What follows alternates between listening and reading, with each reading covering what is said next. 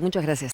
Vamos a entender un poco cómo está funcionando el mundo y qué mejor que con un colega, un analista internacional como lo es Horacio Calderón. Horacio, buen día, bienvenido. Pero gracias, es la primera vez que vengo a la televisión pública. Que no sea la última de ninguna manera. Bueno, Mucho menos bienvenido. a este programa. Un placer, la televisión que llega a todo el país, la Así nacional.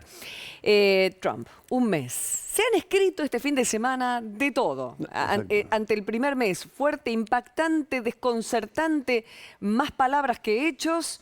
Y lo que se tiene en manos, en definitiva, además de la política antimigratoria, ¿no? Donald Trump. Por supuesto. Acá lo primero que querría decir con respecto al fenómeno Trump, porque es un fenómeno, ¿no? No desde el punto de vista de lo que es, a lo mejor, la personalidad de él, sino lo que significa la llegada de Donald Trump a la presidencia de los Estados Unidos. Yo lo defino esto diciendo que Donald Trump no es la causa del cambio, sino un síntoma.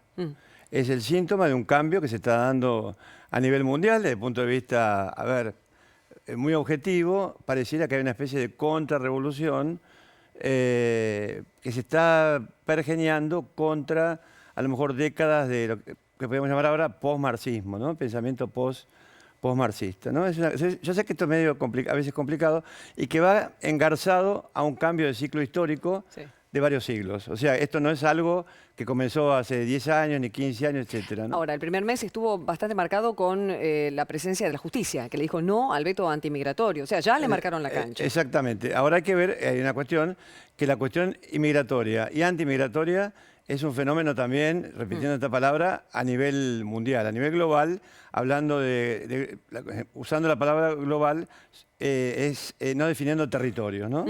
No a nivel mundial, sino global. ¿Cómo ves el mundo? ¿Cómo se comporta el mundo frente al proteccionismo de Trump? Ya sea Latinoamérica como también, bueno, Europa. Bueno, por supuesto, es todo un cambio de paradigma, ¿no? Porque venimos de décadas, a lo mejor, de intervenciones militares estadounidenses en el exterior. Lo hemos visto, creo yo, de manera justificada en el caso de Afganistán, porque fue una respuesta a los ataques contra las Torres Gemelas, contra el Pentágono, etcétera. Eso fue una... pero también la invasión a Irak y la promoción en la cual intervinieron potencias occidentales y regionales. Por ejemplo, en Libia derrocaron a un presidente, un líder, no un presidente, que podía estar cuestionado, pero que era un enemigo de Al-Qaeda. Luego promovieron de alguna forma la rebelión yihadista en Siria.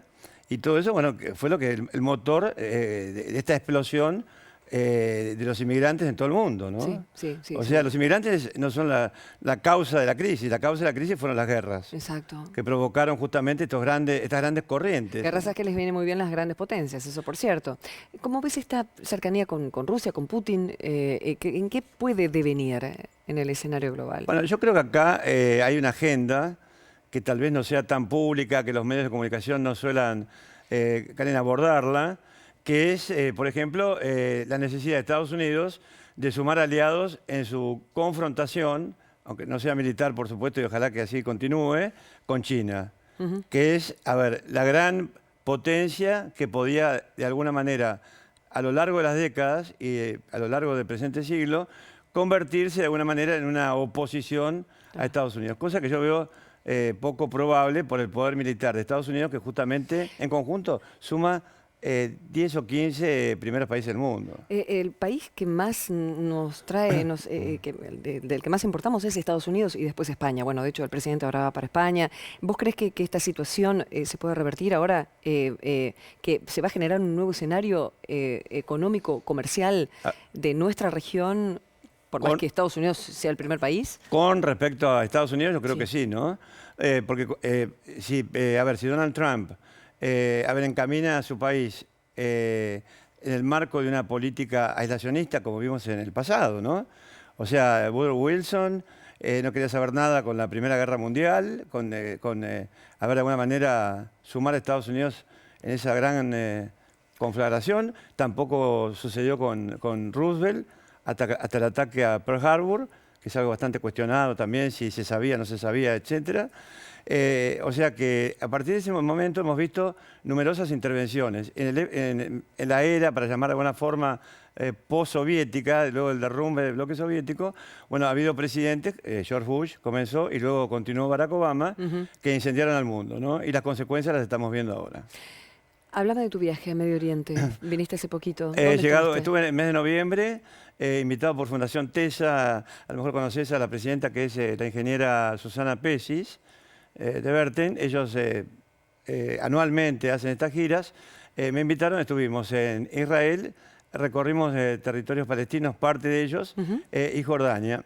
Y el centro de nuestra atención justamente fueron los refugiados y las causas justamente que detonan esta enorme crisis humanitaria, ¿no? Seguro. Que cada país europeo y Europa en su conjunto, de alguna forma, interpretan de distinta manera y actúan en consecuencia. Es decir, por ejemplo, Angela Merkel se le criticó muchísimo. Sí, claro. ¿no? Una gran apertura tuvo ella. La gran apertura de ella, pero eso tiene que tener una explicación que tampoco la dan los medios. ¿Por qué, por ejemplo, Alemania abre los brazos a los inmigrantes o intentaba abrirlos a los inmigrantes y Gran Bretaña no?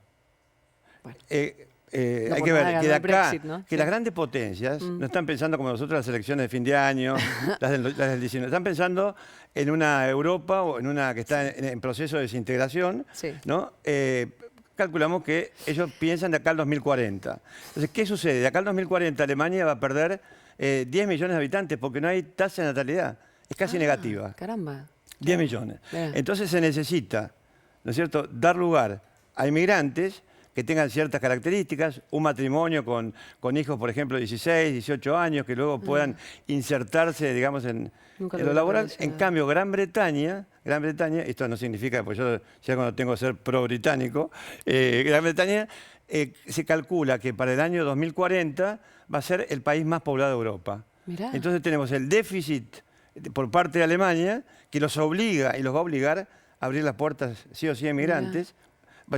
Veremos luego de dónde, ¿no? Y en cambio Gran Bretaña debe cerrar las puertas, ¿no? Una palabrita para Ecuador. Va a balotaje finalmente. A la medianoche se conoció que no llegaba al 40%. No llegaba al 40%. Yo, sin arriesgar un resultado final, creo que va a ganar el candidato oficialista, ¿no? O sea, creo que va a triunfar el candidato oficialista. Pero yo creo que todos los países de América Hispana o América Latina de alguna forma van a tener que enfrentar un cambio de rumbo a nivel global, ¿no? Y vuelvo a insistir, Donald Trump yo creo que es un presidente aislacionista, ¿no? Que dentro de lo posible él no va a intervenir en cierto tipo de guerras, como ocurrió con el Nobel de la Paz Barack Obama, que bueno, que tuvo ese premio y luego dejó un desastre en el mundo, ¿no? O sea, y además él tuvo dos etapas, la etapa de Hillary Clinton, que fue terrible, porque era digamos, una especie de señora de la guerra, ¿no? Porque fue la que más alentó las guerras.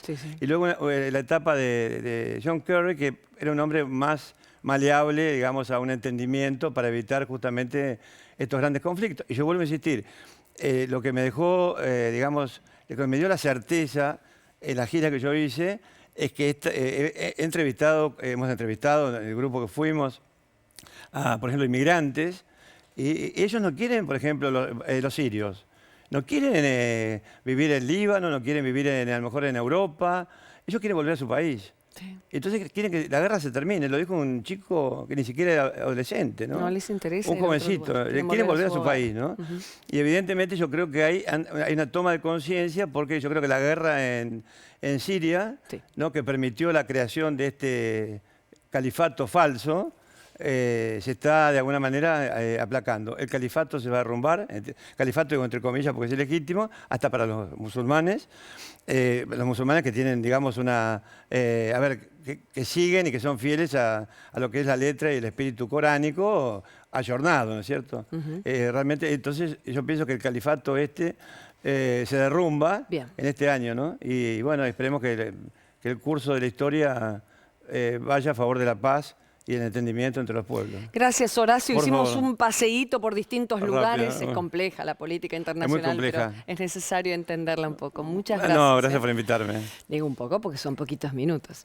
Ya los títulos, claro, a las 9:30 de la mañana. Bienvenidos, las noticias importantes del día.